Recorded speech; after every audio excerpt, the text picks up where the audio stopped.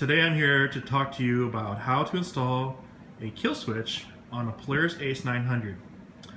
There's a lot of news articles out there or articles written about how to do this. I just haven't found anything that's been very good on showing and how it's done. A lot of different ways and a lot of ways that I don't know if they're right or wrong, but this is the way I did it, and I think this will fall into the GNCC rules and really do the job that you need. First thing you understand is when you get a kill switch, you need to know what type of kill switch you're getting. There's two different types. There's a normally closed and a normally open. The one here is a normally open type that I bought, but the normally open one didn't work for my implementation. That usually requires like a coil ground out, which I've heard is a bad way to do it. Can ruin some things in your equipment, and that's probably not something you want to do. The other thing is getting a normally closed. Bike Master makes a kill switch, part number 266183, and this is the normally closed, which means that it's always going to run power through until it's disabled, which is what I was looking to do.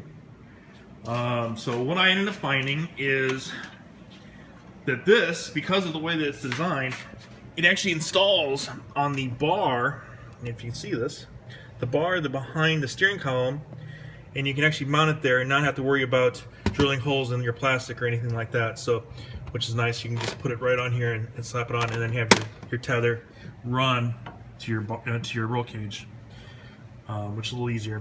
What I did notice is when I start taking this apart, that there's no way to reach it from the top end without tearing it completely apart. I mean, this is not any room at all to get your hands in without having to cut this to get behind here. So what I decided to do was start taking the side plastic over here off, and I was able to peel it back and get this opened up so I can get in there and get behind the ignition switch and pull it out. Behind the ignition switch, you'll find a bunch of wires, and it's really hard to figure out which ones are which, but the orange wire is the key wire. And when I did the diagnostic, I found that orange wire is the one that powers basically everything. So if you can cut that orange wire and put the switch in between, like I have done, you'll find that it will then do what you're looking to try to accomplish.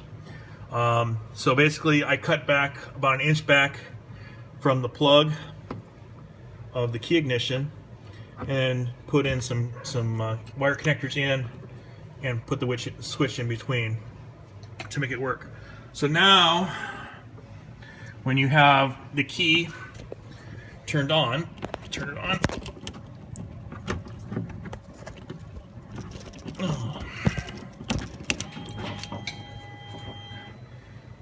And if you were to start it,